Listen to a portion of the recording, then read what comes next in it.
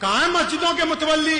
صرف چودراہٹ دینے کے لیے تمہیں پردھان بنا رکھا ہے. جس مسجد کے امام کو اور صدر کو یہ نہیں پتا نا کہ اس کے علاقے میں ایسا کون سا گھر ہے جس میں چولہا نہیں جلتا، ایسا کون سا گھر ہے جس کی چھت گرنے والی ہے، ایسا کون سا گھر ہے جس کی جوان بیٹی بیٹھی ہوئی ہے. اب چاہے وہ مسلمان ہے یا غیر مسلم ہے، اگر اس کو اپنے پڑوسیوں کی خبر نہیں ہے تو اس کو اس مسند پر بیٹھنے کا کوئی اختیار نہیں، کیونکہ رسول اللہ کی مسجد ہے اور یہ رسول اللہ کے مطابق ہی چلے گی، آپ کے مطابق نہیں چلنے والی.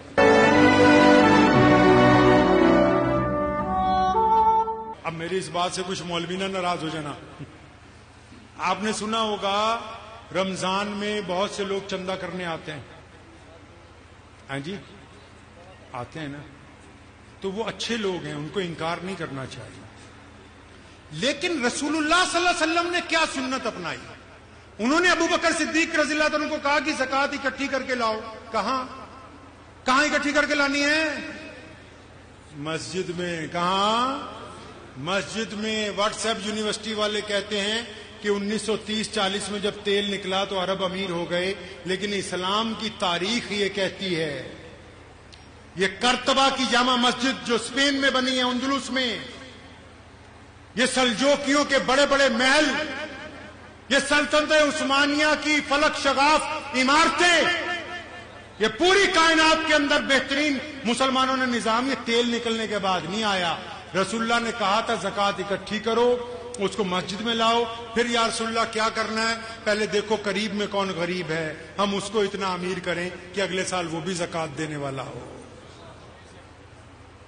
ہمارے ہاں کوئی غریب نہیں. 75 سال میں ہم ایسے زکوٰۃ بانٹ رہے ہیں کہ ہمارا غریب غریب ہی ہے. عمر بن عبدالعزیز علیہ رحمہ، جن کو خلفائے راشدین کا وارث کہتے ہیں، ان کے بارے میں لکھتے ہیں محدثین کہ ان کے دور میں یہ حالت ہو گئی تھی مسلمانوں کی کہ زکوٰۃ کے جواہرات کھچروں پہ لاد کے کبھی یمن بھیجتے تھے، کبھی افریقہ بھیجتے تھے، کبھی اسپین بھیجتے تھے، واپس آ جاتے تھے. یا امیر المومنین کوئی غریب ہے نہیں، کس کو دے؟ آپ کیسے زکوٰۃ بانٹتے ہو؟ کہاں ہے مسجدوں کے متولی؟ صرف چودراہٹ دینے کے لیے تمہیں پردھان بنا رکھا ہے. جس مسجد کے امام کو اور صدر کو یہ نہیں پتا نا کہ اس کے علاقے میں ایسا کون سا گھر ہے جس میں چولہا نہیں جلتا، ایسا کون سا گھر ہے جس کی چھت گرنے والی ہے، ایسا کون سا گھر ہے جس کی جوان بیٹی بیٹھی ہوئی ہے. اب چاہے وہ مسلمان ہے یا غیر مسلم ہے، اگر اس کو اپنے پڑوسیوں کی خبر نہیں ہے تو اس کو اس مسند پر بیٹھنے کا کوئی اختیار نہیں، کیونکہ رسول اللہ کی مسجد ہے اور یہ رسول اللہ کے مطابق ہی چلے گی، آپ کے مطابق نہیں چلنے والی. تو میں نے ان کو ایک بات کہی ہے، بڑی کڑوی، لیکن آپ کو سنا اس لیے رہا ہوں. اللہ نے چاہا دلوں کا زنگ اترے گا، اللہ نے چاہا کچھ تبدیلی آئے گی. تو میں نے انہیں کہا یار میں تو ابھی اتنا بڑا مولوی نہیں کہ تمہیں کچھ بتا دوں. ایک سوال تم سے کرنا، تم بتا دو گے اس کا جواب؟ تو آپ کو تو بتائیے، یہاں سارے ایک سے ایک ہے. ہاں بھائی بتا، کیا پوچھنا؟ میں کہا یہ بتاؤ، یہ جو استنجا خانے میں بیڑیوں کے ٹکڑے پڑے ہوئے ہیں، یا کیا کسی حکومت نے کہا کہ مسجد میں آ کے بیڑی پیا کرو؟ یہ کسی نے کہا کہ مسجد میں آ کے پان تھوکو؟ غلطیاں ہماری، کوستے دوسروں کو. کسی اور نے کہا کہ مسجد میں صفائی نہ کرو؟ کس نے یہ حالت کی؟ ہم خود ہیں نا. تو جو لوگ کہتے نا آپ میں یار میں تو جو کہتا ہوں، ہمارے ایم ایل سی صاحب کے پاس تو ایسے 2-4 روز آ جاتے ہیں، اجی بھائی جان میں تو منہ پہ ہی کہہ دوں، تمہیں پتہ ہی ہے. ہاں جی، جو بندہ یہ بات کہتا ہے اس سے بڑا بے ایمان کوئی نہیں. وَيْلٌ لِّكُلِّ ہُمَزَةٍ لُمَزَةٍ، اللہ فرماتے ویل اور تباہی ہے ان کے لیے جو دوسروں کے عیب تلاش کرتے ہیں پھر ان کو آگے سپلائی کرتا ہے.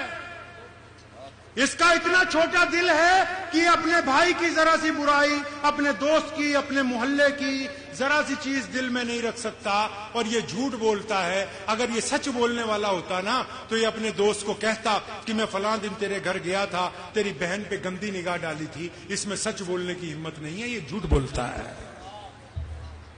یہ سچ بولنے والا ہوتا تو کہہ دیتا میں نے اپنی سکی بہن کی زمین مار رکھی ہے، میں اپنے باپ کو گالی دیتا ہوں، میں نے ٹھگی ماری 50,000 فلاں سے. یہ کیونکہ اپنی سچی باتیں چھپاتا ہے، دوسروں کی لگاتا ہے، اس کا مطلب یہ بے ایمان ہے، یہ نیک آدمی نہیں ہے. پہلے تبدیلی اپنے اندر لانی ہے، لائیں گے انشاءاللہ. غیبت سے توبہ. اگر ماں باپ نہیں راضی تو